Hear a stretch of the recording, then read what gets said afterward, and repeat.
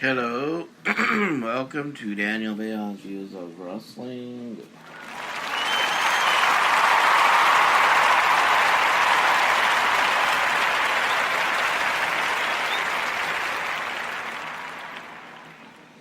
Last time I recorded that sound effect, I forgot to press it, so that's why I pressed it this time, so that I wouldn't forget.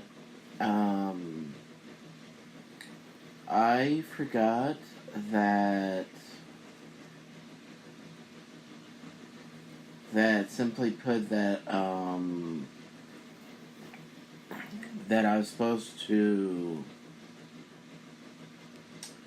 talk about Ric Flair Collection DVD. I forgot that I was gonna talk about that again, so I don't have the disc in the player to play. What I do want to talk about, what I do have is Ric Flair, but what I do have is the thought of Ric Flair versus Roddy Piper and their feud back in the late 90s in WCW. So I want to talk about that, and this is the beauty part. And on Wikipedia, they put all the feuds and everything in the sections of wrestlers' careers. So that's what I'm gonna do. I'm gonna say one part of their feud that I found to be interesting. As many fans, anybody who watched wrestling in the 80s or heard of wrestling in the 80s or 90s, and even in the late 70s or early 70s, knows that not just who Roddy Piper was, they know his nickname was Hot Rod, and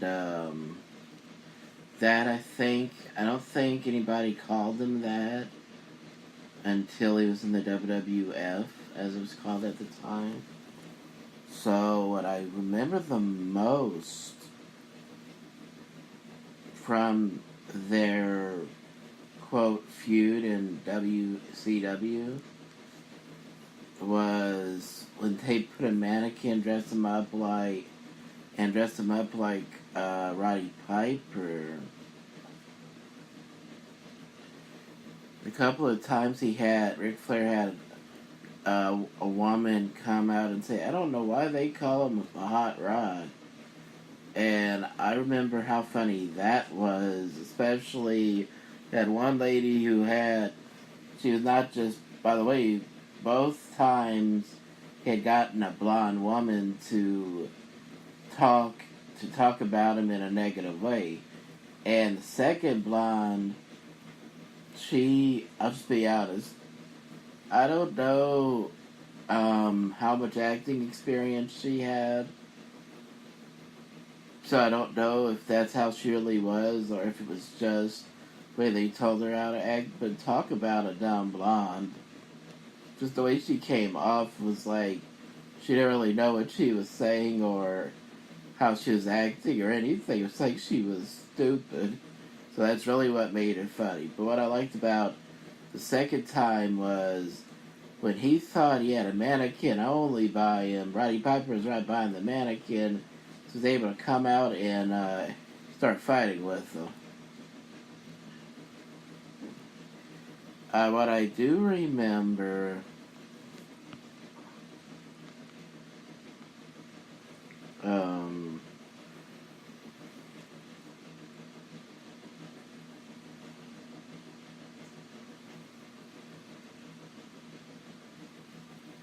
okay, for some reason they don't have an outline in this Wikipedia article about Ric Flair. They don't have an outline, so I'm gonna have to search his feud with Roddy Piper myself.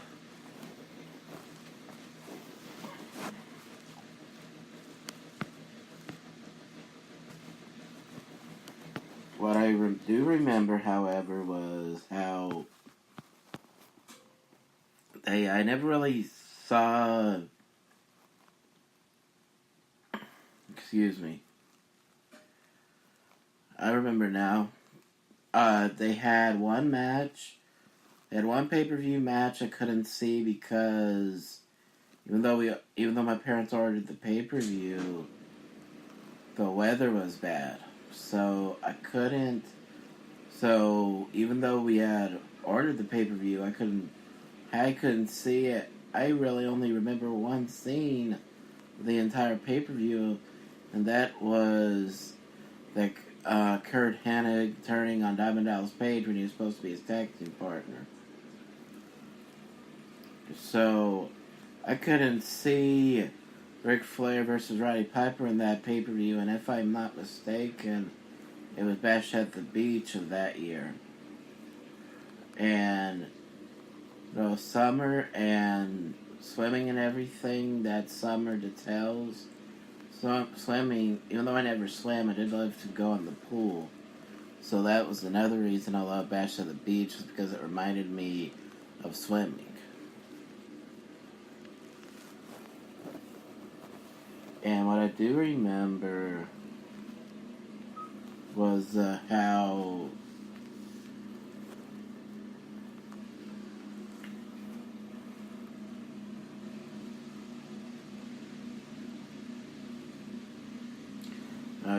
I lost my train of thought, so I'm gonna have to try to remember this.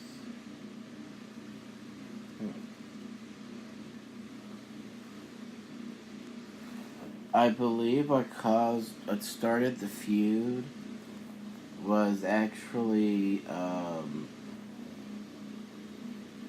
Chris Benoit and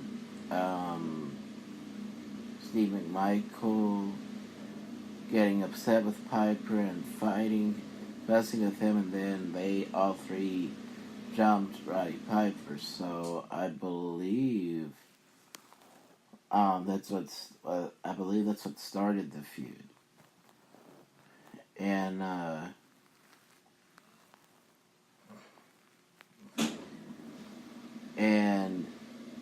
matter how many matches they had,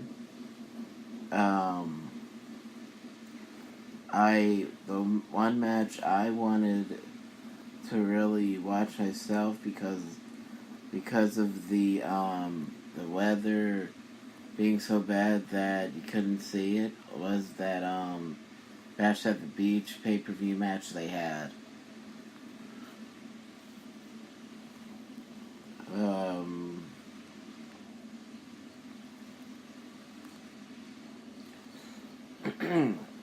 Excuse me.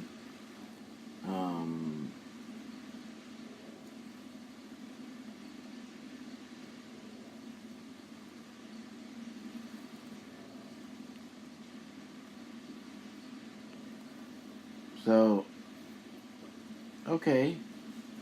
Not only was it Bash at the Beach in '97, but it was actually right away. So I'm guessing those scenes with those blondes were to lead up to Bash at the Beach.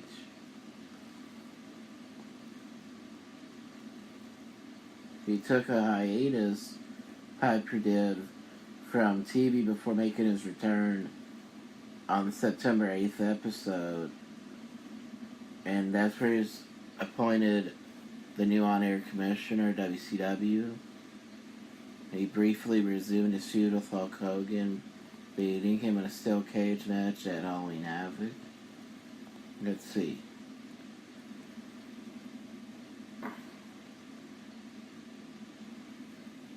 So, they quietly ended his character feud with Ric Flair on TV.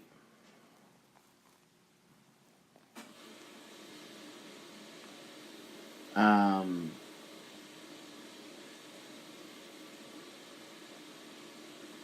because they even spoke right here about him teaming with the Big Show when he was called the Giant to go against Hulk Hogan and Kevin Nash in a baseball bat on a pole match. And they spoke about being a part of War Games. And Piper being confronted by Bret Hart on September 14th. Edition of Nitro. And Piper beating, I believe it was, February 8th, 99. This time when he confronted Bret Hart. No, I'm sorry. Ric Flair made Bret Hart defend the title against Piper.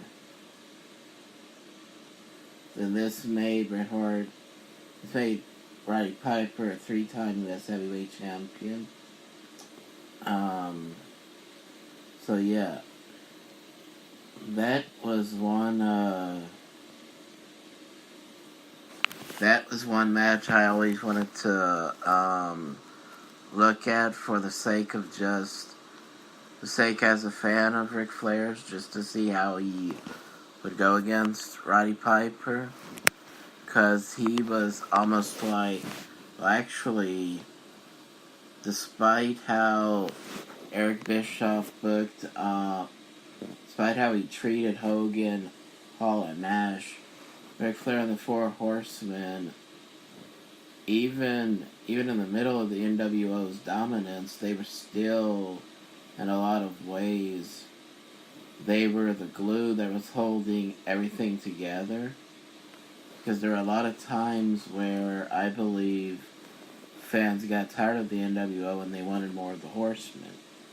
So that's why.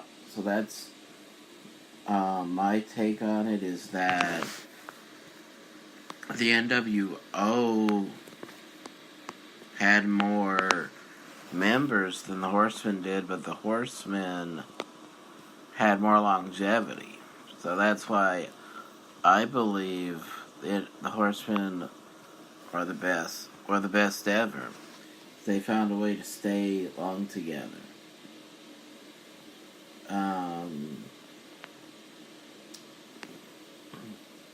Now I will go back to the Ric Flair Collection DVD, but I just wanted to share that for today, because I just thought it would be, I just thought it was an interesting topic to talk about. And I did talk I did talk once or twice about Raw versus Nitro, but I don't know if I can ever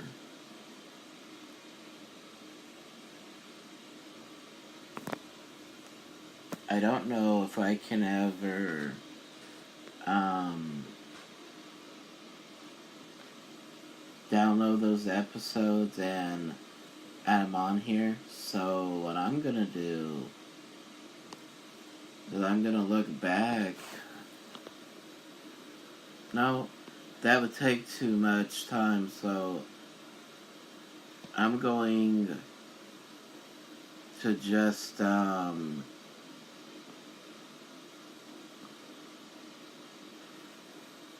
just gonna continue to talk, and what I will say is I went on Twitter on the account that has this name, the name of this podcast on it, and underneath that it has my given name, Daniel Vayon. So is that my @Daniel Vayon Twitter account asking WWE fans what they think would make Raw more exciting, and I gotta tell you the truth.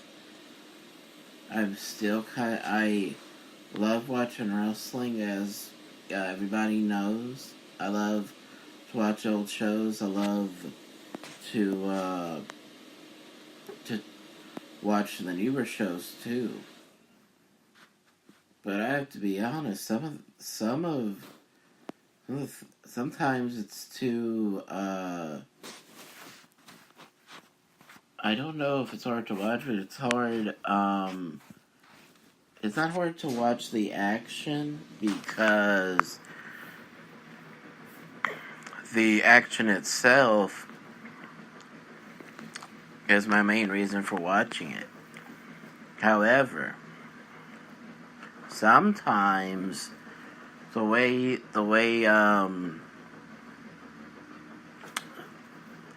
that outside things outside of the ring happen, it's too easy to tell how it's going to end. So it makes it, sometimes it's hard to watch a full match because it's too easy to know how it's going to end.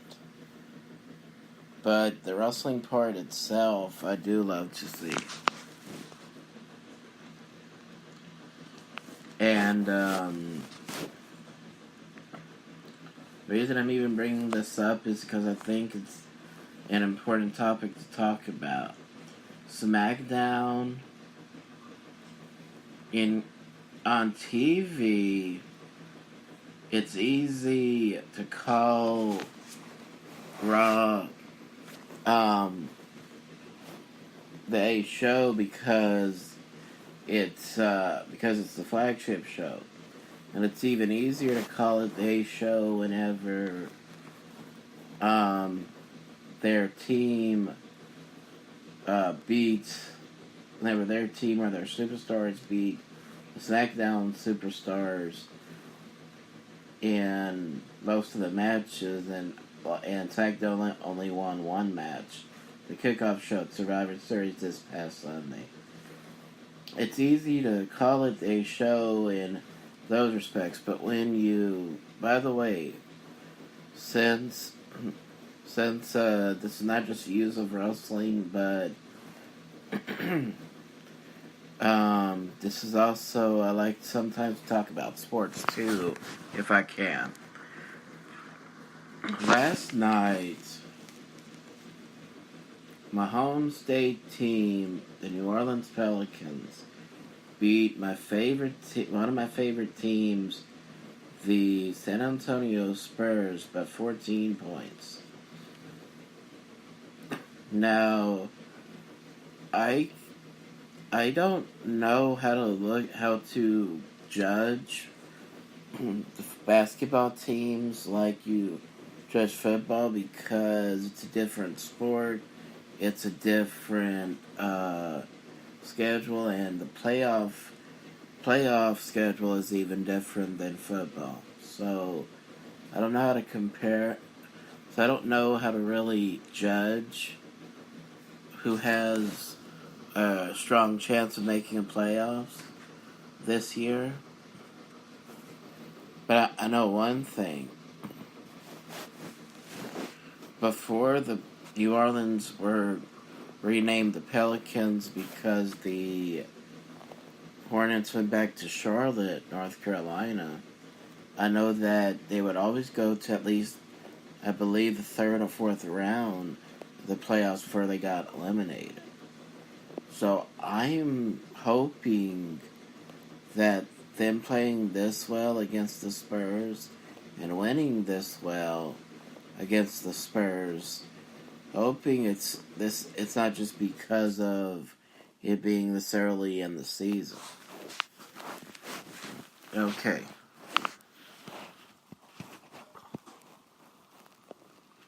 Tomorrow, I just want to put this out there so everybody will know.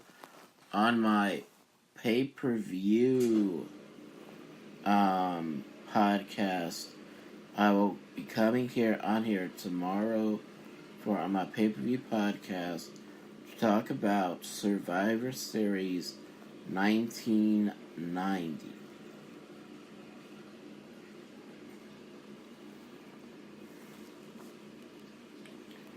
And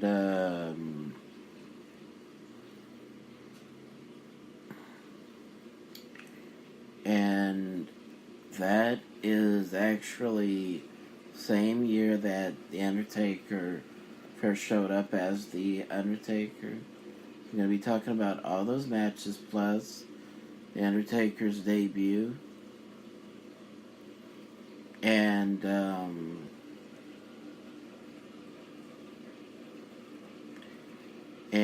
everything that happened in that pay-per-view. And I could be wrong, but I think that year you had all a bunch of teams all a bunch of heels that were the sole survivors of their teams joined each other in the end to go against the sole survivors of the babyface team. So if I'm right about that, that's really the most interesting thing to talk about from that Survivor Series. And I will be talking about the first ever Survivor Series team on one of the Sunday nights that this Sunday night they're going to be airing a special edition of Starrcade from this year. So I'm going to talk about I'll talk about Starrcade. No, not Starrcade. I'll talk about Survivor Series, the first ever Survivor Series, this Saturday, and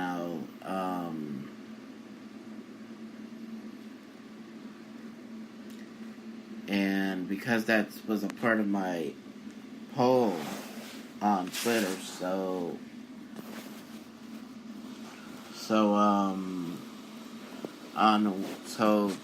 tomorrow and then next Wednesday, I'm gonna be talking about I'm gonna be talking the next few weeks about Survivor Series because that was always my favorite time of the year.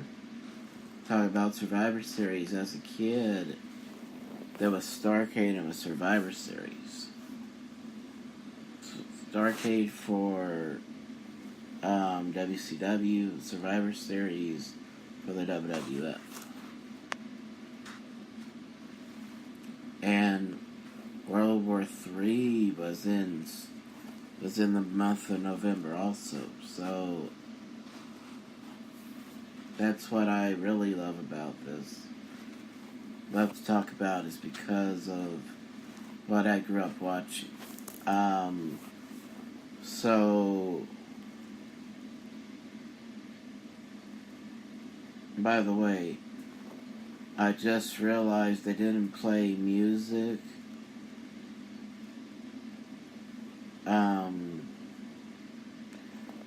I played the sound effects of an audience cheer, but I didn't play any music. So I'm gonna play music, then I'm gonna come back and finish this episode.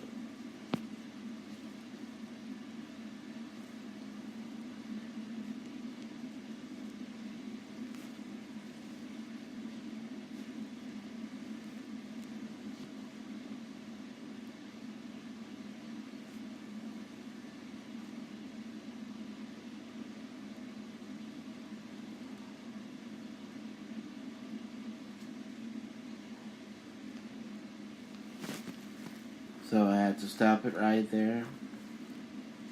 Um, but it was long enough to where it made me start to think of what to talk about. And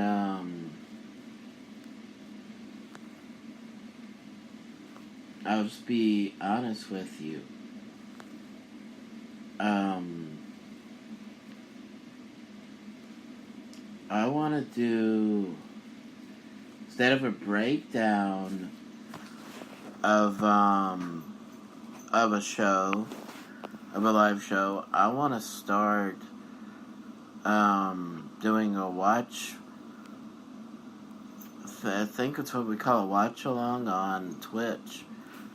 So when I watch a live show, I want to talk about it as it's happening. And so anybody who is listening to this, please be sure to go on twitch.tv and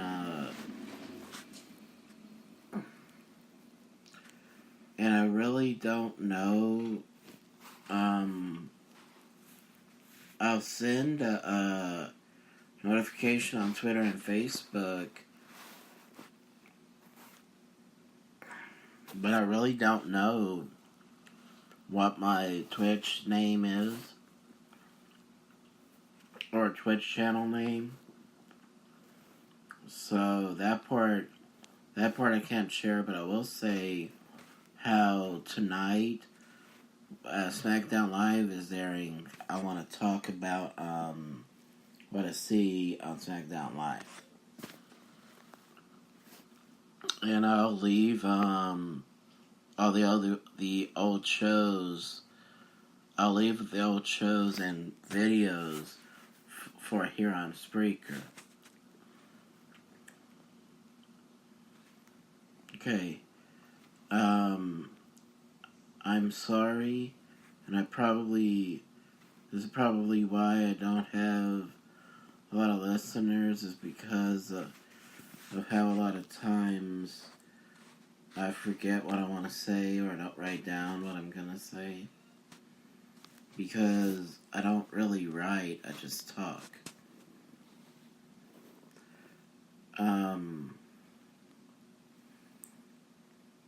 So if it's because of stopping long enough to think, then I'm sorry for that, and I always try my best to do better.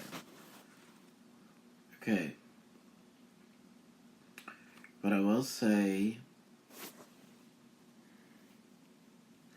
that is definite is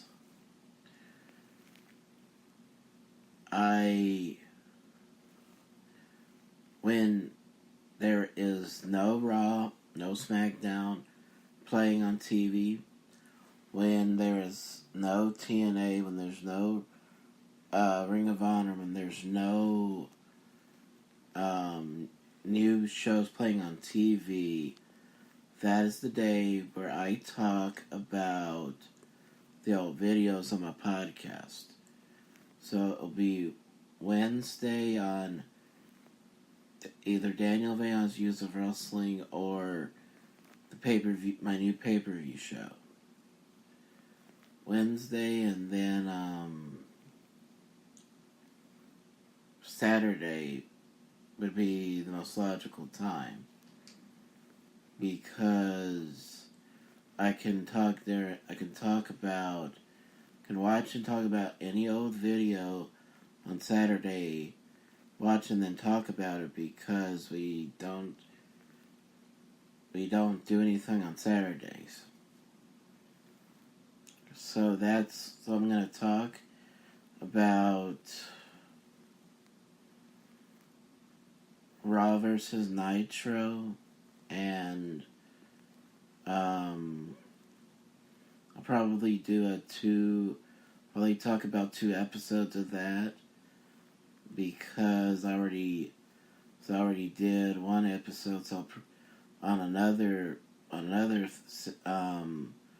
podcast service, so I'll probably talk about 2 Monday Nitro versus Monday Night Raw episodes, just so I'll be able to fill out the space on here.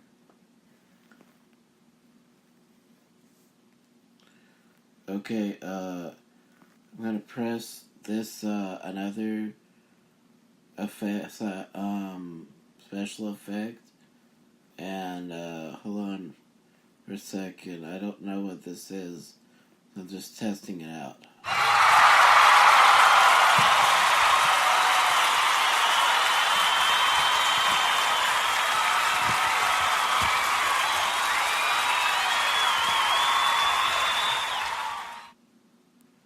Okay. I just wanted to test that out, and I want to say thank you to Spreaker making or offering such a cheap, or for offering a discount that was so affordable to have to give me more time on the studio, and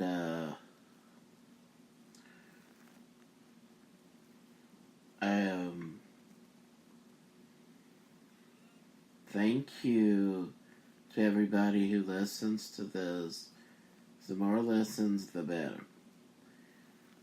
Thank you again, and please tune in to my my start and continuation of Monday Night Raw vs. Monday Nitro. A continuation of Raw vs. Nitro from my Patreon account, and it's my continuation from that, but it's my debut here on Spreaker of Raw vs. Nitro. Thank you and goodbye.